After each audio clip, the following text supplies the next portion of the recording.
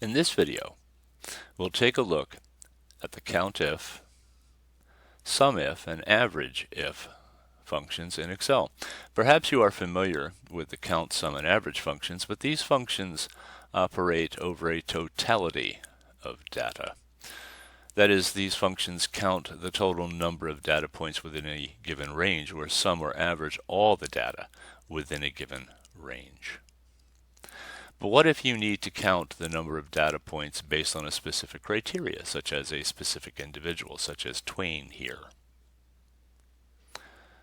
Or perhaps you needed to count the number of a given office location or a specific department, or perhaps even sum or average the given values based on a name, individual, an office location, etc.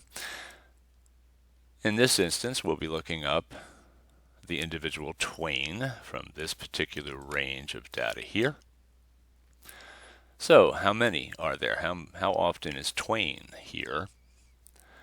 I select the cell, equal, and then the function count if. We need the criteria range, which is these values here. So I click the first one. Control-Shift arrow down, that will select the range. And I need to separate my arguments with a comma. And I'm looking up this particular value, Twain. I could also just simply type Twain at this point in quotation marks because it's text. But this would give you the advantage of replacing the values here, giving it a different entry.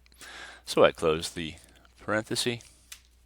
There are 3, and I've highlighted them here. I've placed Twain in bold, and there are only 3 here.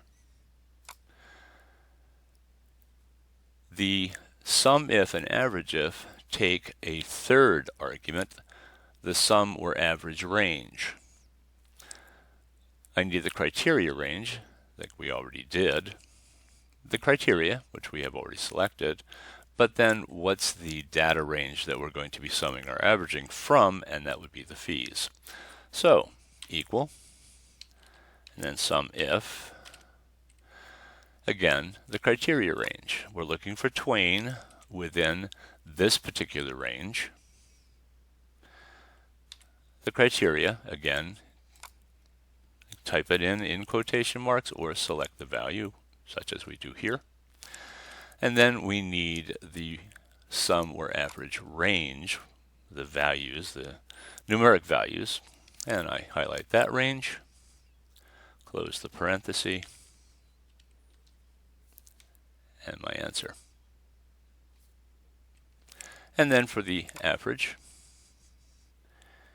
equal, AVERAGEIF. Again, the same criteria range. Control-Shift arrow down. Separate the argument with the comma, the criteria. My final argument, the average range. Close. And there's my value.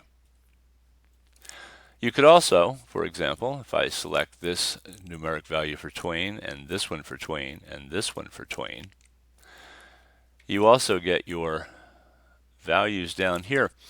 It tells me that the average for these three values is 40,821, which you see here. It's rounded up in this instance.